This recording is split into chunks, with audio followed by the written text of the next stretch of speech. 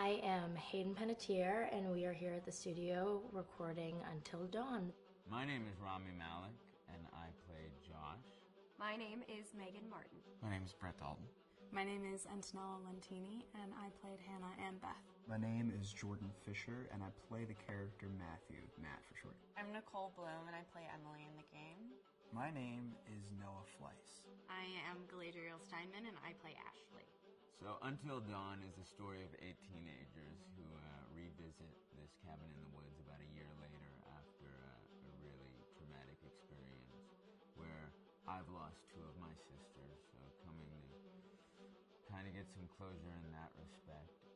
One of the things that Larry does really well is make these multi-layered characters, and I think for just the story in general, it follows the quintessential horror film plot lines, but the characters are so unique in themselves, and I think that's very cool. Oh, yeah, this was the right thing to do. What?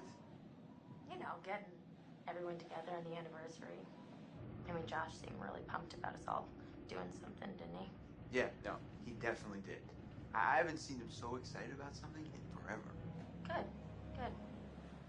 Sam and I have a few things in common, such as being huge lovers of animals, and she's a huge animal lover. She's vegan. She is a pacifist. I'm not quite sure if I'm gonna go as far as saying that I'm a pacifist, but she's spunky and cool. I know that she, I think, is made fun of a little bit by the rest of them who think that her morals and her beliefs in that area are a little ridiculous and they don't agree with them, but she doesn't care. It doesn't stop her from being herself, and that's something that I hope I have in common with her.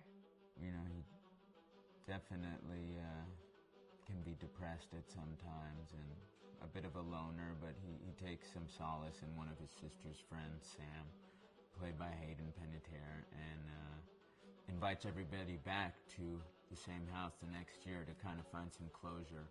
Jessica she has a whole lot of personality. She is definitely the sort of mean girl character that, you know, at school she knows she's pretty, she knows that boys like her, and she's going to use it to her advantage. He's got a big heart, and you can tell that that's very evident, especially how he treats his girlfriend, Emily, and, you know, he's kind of a meathead, but in the best way possible. She really knows what she wants, and she manages to get that from whomever it is, whether it be Matt or Mike. You know, she's really driven, and I can definitely relate to that. My character is Chris, and he is what society might consider the nerd of the group, and he kind of embraces it. Ashley she's a little more serious than some of the other girls. She's definitely very intelligent and thoughtful. She kind of looks at the whole big picture of things. She's not quite as geeky as Chris, but they connect in a lot of ways. Mike is like big guy on campus. He's the class president who has some charm and has brain, and I don't know, people seem to like Mike. He gets away with a lot, though. He can be kind of jerky. The fact that he really just kind of wants everyone to be happy. I mean, he's a people pleaser, and I can definitely attest to being, you know, that guy. I'm always the friend that wants everybody to be happy and wants everybody to be taken care of, and that's definitely Matt. But also, like, this character is just so fun. I rarely get to play the bitch, and so it was really fun to do that. The spirit of things, seriously, what's wrong with you? I'm just trying to lighten the mood, Em. Don't be like that. Like what? The way you're being. You always get like this. I just think this is just the coolest thing to be a part of, and I just think it's going to take the world by storm. I really do. I think this genre is the wave of the future, and I think that once people see the potential behind it, of getting to interact with the drama that you're witnessing unfold in such a realistic way, that this is how entertainment's going to be from now on.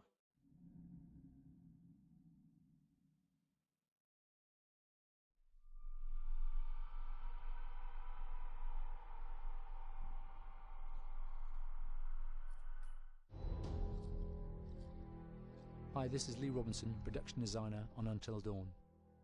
The production design for Until Dawn started with the great teen horror script that sets the characters in a Canadian winter mountain lodge, being a contemporary setting with visual clues derived from classic films of that genre, such as Hitchcock's Psycho and Stanley Kubrick's Shining. The storyboards are vital to the production design, as it allows the designer to understand the scale of the environments to be made and the detail that would be seen to create the atmosphere of a horror. This took us into concepts that took these storyboards further, visualizing the world through the color palette, the lighting, tone and the mood, and developing key locations such as the lodge, the cable car stations, the forests themselves, the wilderness. As you can see, the environments and atmospheres change quite a bit from warm and inviting to cold and threatening. The Millionaire's Mountain Lodge was a key example. It was designed to be made from nearby stone and timber, embedding it into the landscape, with a contrasting and contemporary interior needing to be opulent and extravagant. We created dark and claustrophobic corridors with ominous and large open spaces, almost cathedral-like in size, and with huge structures to silhouette and dwarf the characters within, providing a labyrinth to explore and wander. Each character was developed with a strong visual identity in mind, with contrasting colours, tones and silhouettes to identify them, each to have their own texture, pattern and shape, so that when they were lined up you could always identify them. The costume designs allowed a range of clothes that would suit them for the cold winter weather, but also have an element of style and individualism, so that the audience could look at them and relate, recognizing themselves within them. A lady would like to cuddle up with her man by a nice cozy fire bathed in atmospheric mood lighting. Right. It'll get plenty toasty once we're rubbing up against each other. Mike, fire and mood lighting. Yes. Working with the lighting artists, we really brought the look and feel of the world together, and this required a thorough understanding of the visual language of teen horror. A key scene was where all the characters emerge out of the rear of the lodge chasing Hannah. A contrast is evident straight away from the exterior wilderness to the warmth of the lodge. The attention to character lighting here is through the bounce and rim lighting, accented colours and composition, creating characters that come from the dark into the light and back again with an emotional effect. Guys, there's someone outside. What the hell? Hannah! What's going on? Where's my sister going? It's fine. She just can't take a joke. It was just a prank, Han.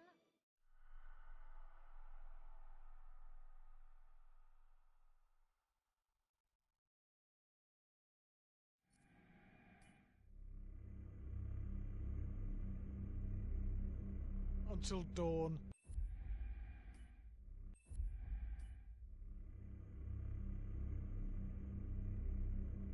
Until Dawn is a game that's full of horror.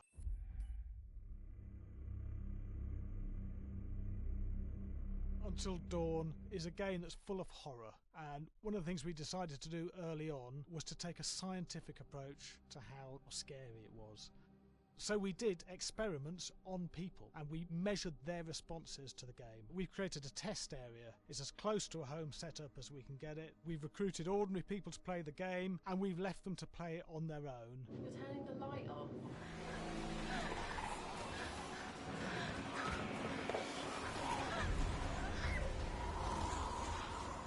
The only difference is it's rigged with cameras and microphones that relay the data through to the next room where people are watching them play.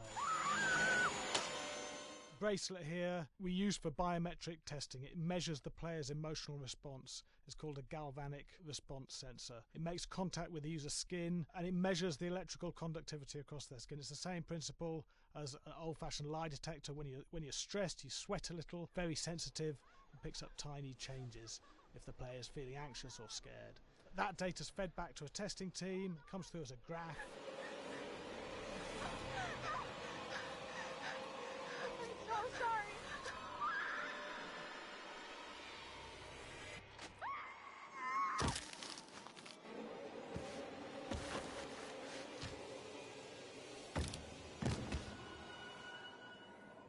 There's no point testing one or two people, you have to test a lot of people. And what's your step? When we have a scare that's consistently has a measurable emotional response, then we knew it was good. If it didn't have that, it goes back to the team for improvement. The data doesn't tell us what's wrong with the scare, it only tells us if it's working or not. Wait, okay, so you hear that too, right? Josh. Here we have a chapter relatively early in the game. Weirdly regular. Nothing regular about it. We have to create tension and anxiety in the player so they are ready to receive the scare.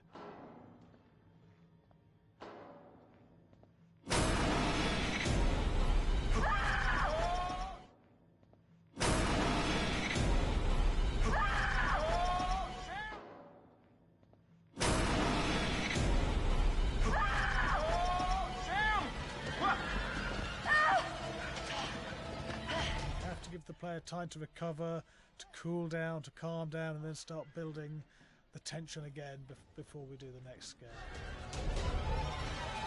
Hey. What? Hey. What the hell? Boom. You just got mumped.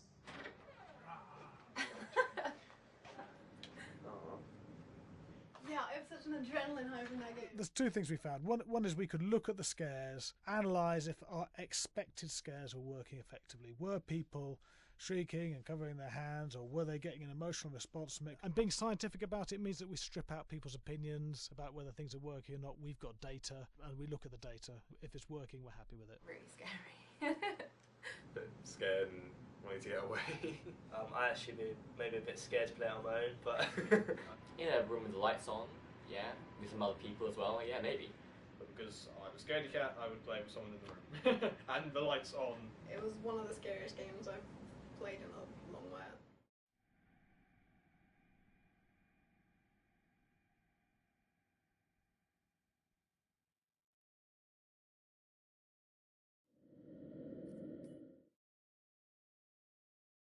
Hi, Larry. Hey, Graham. Hi, my name is Graham Resnick. I'm a filmmaker, writer, director, sound designer, and I started working with Larry Fessenden about 10, 15 years ago through my friend Ty West, who I grew up with, and have done a lot of sound design with on his films. And he was producing Ty's films at the time, and Ty introduced me to Larry. Larry produced my first feature, and we've written together on several projects. My name is Larry Fessenden. I'm a filmmaker. I run Glass Eye Pix, which is an independent production company out of New York. We make indie movies, a lot of scary movies as well. And I got a call to audition to write this video game. And I called my pal Graham Resnick because Graham is a gamer. And while I thought I could offer something to the idea of writing this multi-branching story, I knew that I would want Graham's expertise as a lover of gameplay, since I guess games were started. So and just as a lover. And as a lover, yes. Just why there's so many sex jokes in the game. There was one Italian website that did say the Larry that's Fessenden right. and Graham Resnick, the two lovers behind Until Dawn. Come here. Maybe I know how to handle you too. I am definitely ready to be handled. So I wanted Graham by my side. Yeah, and we got the gig, and it's been an amazing ride. Oh, hell yeah. Oh my god. She's taking her shirt off. What? Oh my god. Matt, what are you doing here? Hannah. I'm sorry, Hannah. This all got Don't out of worry, hand, just but... So in the game, the basic setup is that a year prior to the game's start, all these kids had gone up to a ski lodge that was owned by the parents of one of the kids, or a couple of the kids, and some of the teenagers played a prank on some of the other teenagers, and a terrible tragedy occurred when a few of them, two sisters, ran out into a blizzard, and were never seen from again.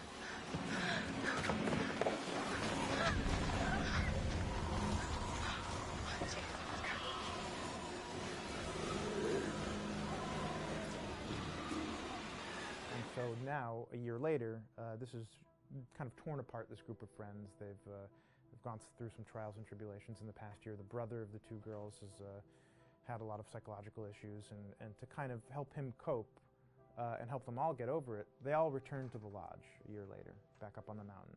And the idea is to get over it, but...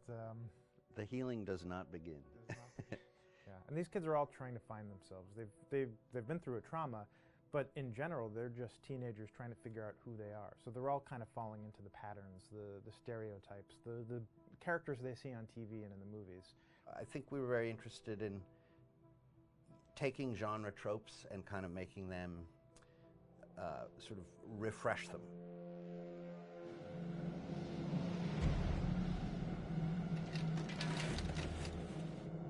Hey, did you see that? Dad said it'd just be us this weekend. We're familiar with how slasher movies work.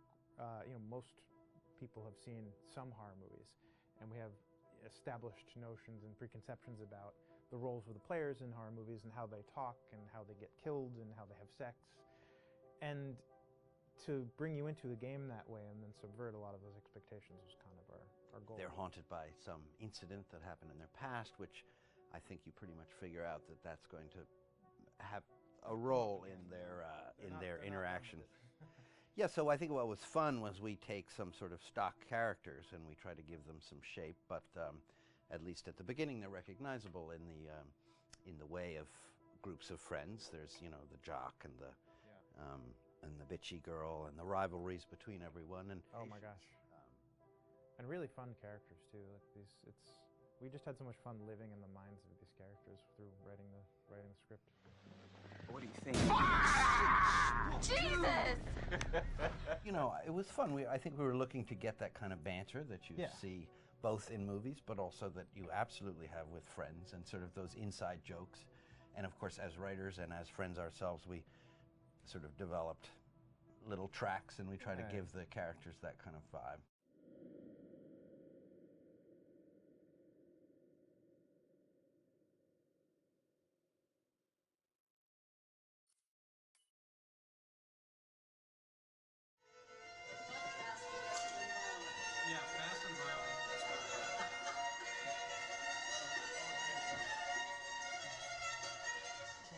All right, from the top.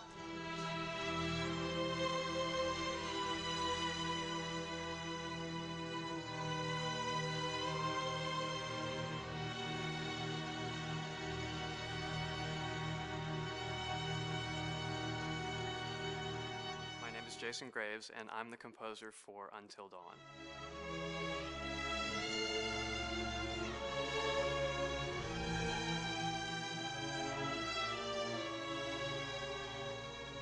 I've been involved with Until Dawn for about a year now.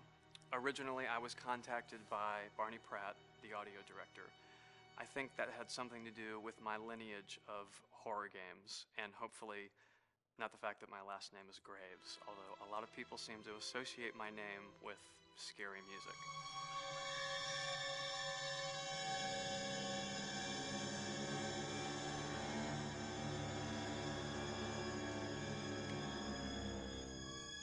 One of the things that was really exciting about working with Barney and the team at Supermassive is they really wanted something unique for the music. They wanted the music to stand out and be a character on its own in the game.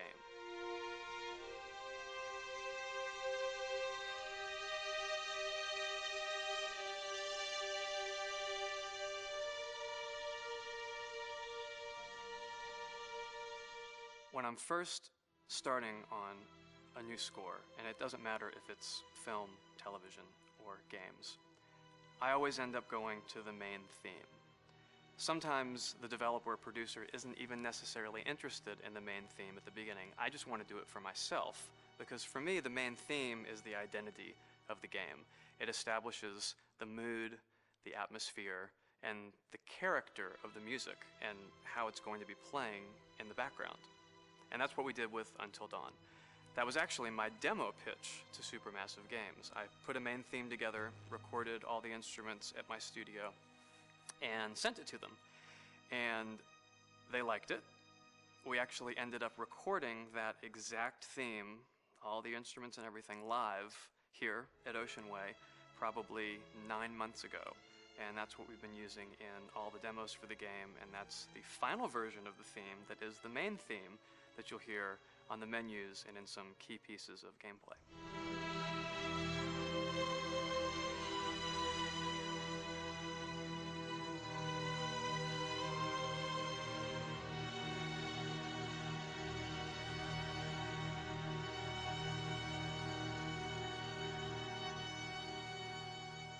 I seem to have made a name for myself in horror. And there's something about scary music, I think it's maybe the lack of rules.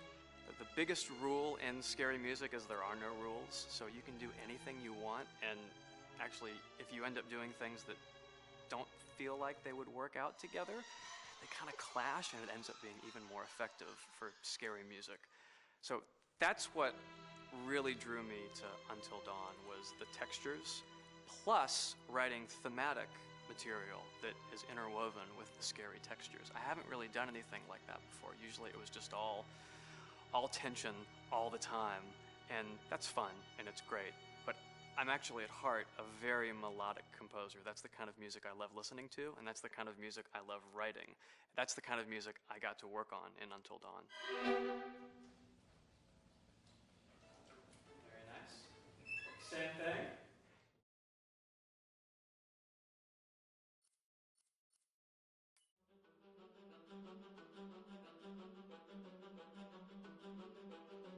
My name is Will Biles, Executive Creative Director of Until Dawn.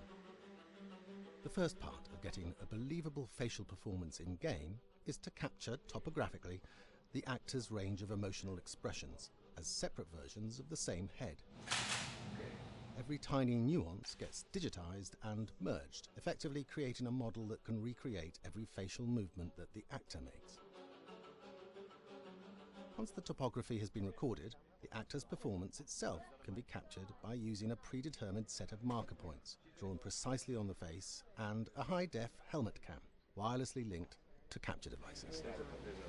The camera is the small box where it looks like the microphone should be. Outro Sam. Mark. It records in high def the movement of the dots throughout the performance that will drive the expressions captured earlier. Unlike other systems, this form of capture is far less lossy because there are fewer interpretations between performance captured and performance rendered finally in-game. The audio is also recorded via two separate lavalier mics attached to the helmet. It takes a while for the actors to acclimatize to carrying around the recording devices and the helmet cams, but very soon the shoot becomes similar to any other effects shoot or a green screen shoot. The actors in these scenes are only recording facial animation, but use cursory body movements for pacing. Wait, and maybe we should all stick together and find everybody and make sure they're all okay, so... 1-1, the year before the prank. Take 2, Mark. Other than the other actors, they have to use their imagination for everything and everywhere that they are supposed to be seeing and feeling. Idiot! So dumb! From a hot midday studio in Los Angeles to a freezing midnight mountain in British Columbia.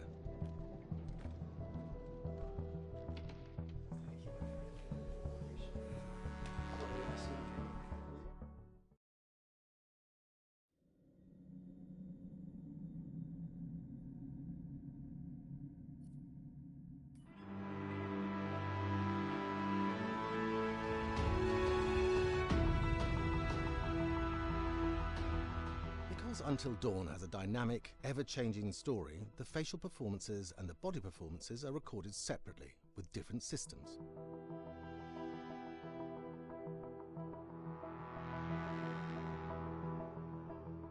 With the body capture, we use reflective bead suits and an infrared camera matrix system that drives the CG bone hierarchies in our character models. These performances cover everything from character locomotion, scene-specific performances and stunt work, most of which was recorded at studios in Pinewood and Shepperton, near London. Anna! Hello? Combining all the elements seamlessly in the final game becomes a formidable editing and logistical task. Every variation, both physical and emotional, must be combined in these multi-edits.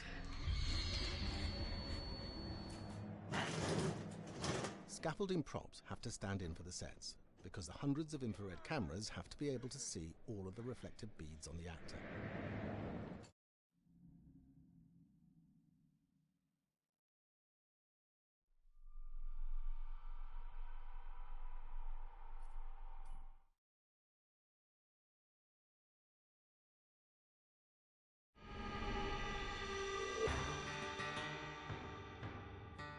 America's North Woods border region.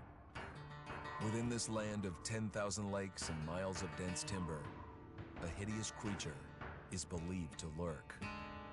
The North Woods is probably one of the last frontiers in America. There's still a lot of places in this area that hasn't been set foot by man. Monsters and mysteries exist here because it is remote. Up in the North Woods, winters are long. In times of biting cold and isolation, a devouring monster is believed to come forth. It's terrorized native people for generations. Growing up, I was told, like, don't go outside, the Wendigo will get you.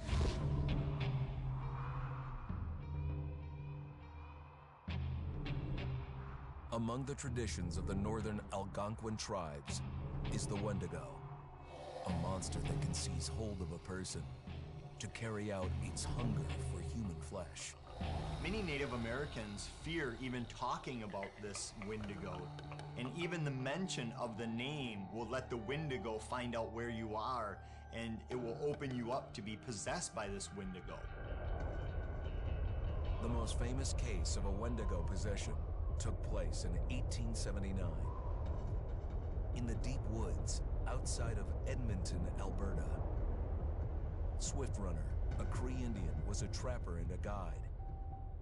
He had left town the previous autumn with his wife, 6 children, and his mother. But when Swift Runner returned in spring, he was alone. Swift Runner came into a nearby village telling this heartbreaking tale. I had to watch them starve to death. Of his family being killed by starvation, and that he was the only survivor. My whole family gone. It wasn't hard to understand a family falling victim to a brutal winter. To even not. Yet something was suspicious about Swift Runner. He was a strapping man, and he came into town weighing over 200 pounds. It didn't look like somebody who had just weathered a terrible winter. He wasn't malnourished, didn't look like he was starving. He looked healthier than ever.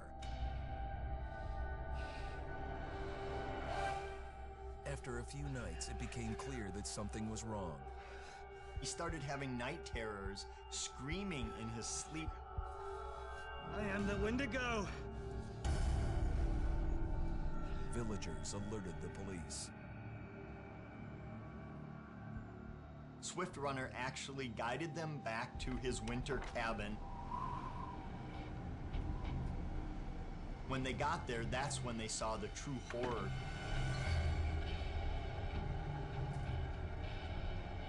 Human skulls were scattered around, many bones, some of which had been snapped in half, and the marrow inside had been drained. They had never seen anything like it. Swift Runner had killed his entire family, shooting them, hitting them with an axe, strangling, and then eating most of their bodies.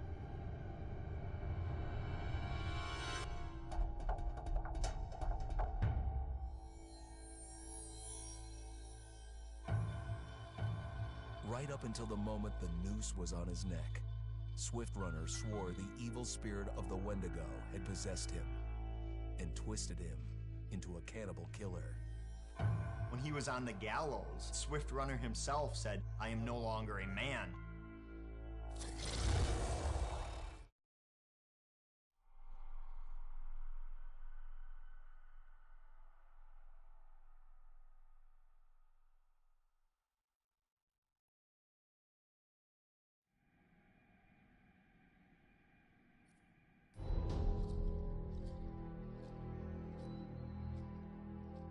Just move over there. Go on, move.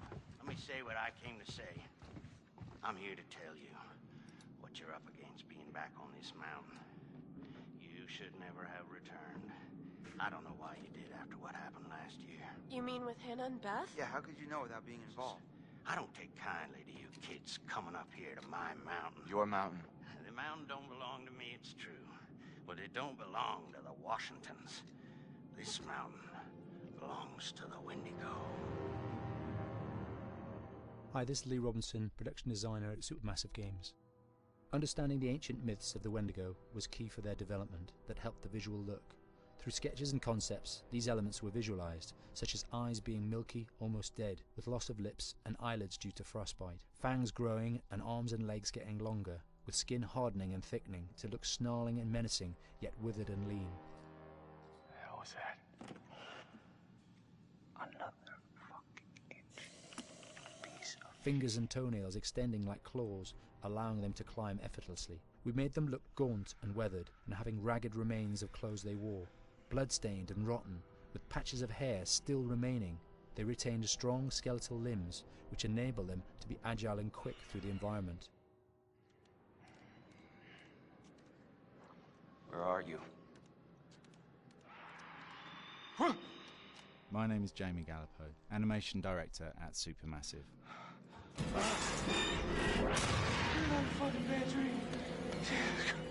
The overall direction on the creature was to be very strong, to be extremely fast. We wanted a spider-like movement to the creature. 1 minute scampering to leaping and then crawling, almost instantaneous.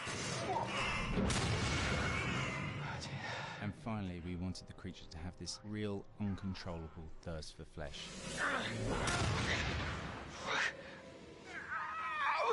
From a sound design perspective, the Wendigo was a real challenge. For the main vocalisations of the Wendigo, we used our own vocalisations, various different animals from the exotic to the farmyard, various plugins and processes to gel these sounds together and keep a human resonance behind that voice, telling the backstory of the Wendigo.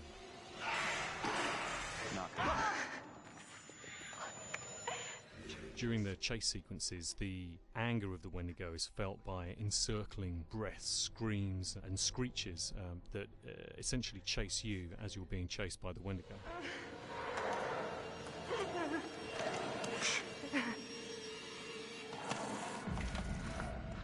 We would layer them up in a multitude of layers, sometimes 15, 20 sounds playing at the same time, to build up the vocalizations for this fearsome creature which is always in attack mode, hyperactive and chasing you throughout the game.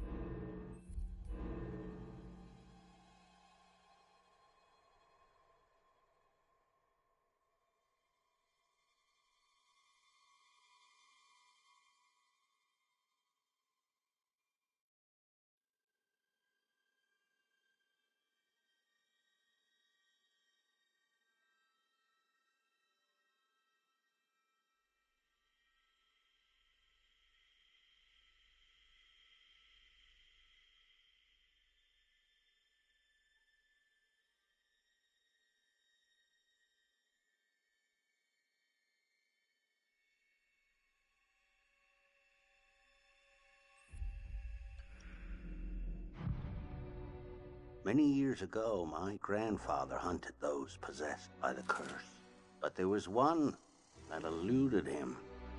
The fiercest of all, the Macapichu. It was a terrible thing, and my grandfather could not defeat it. Sometime after, the prospectors came to mine this mountain, until a cave-in trapped the men and woke the curse again. And there were dozens of men with no food, no light. And in that blackness, the hunger came. They were consumed by their abominable cravings and driven mad. Murderers.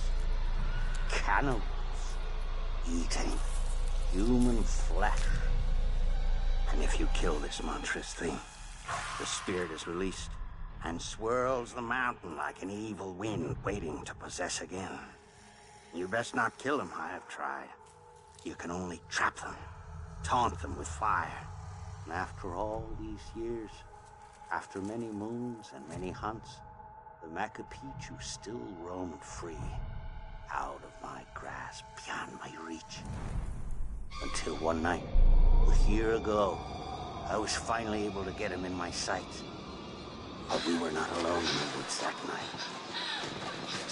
While I was tracking the Macapichu, it was tracking something else. The Macapichu forced your friends over the mountain. There was nothing I could do. I couldn't save your friends, but I could avenge them. I hunted the Wendigo down and I doused it with fire. The Macapichu was dead.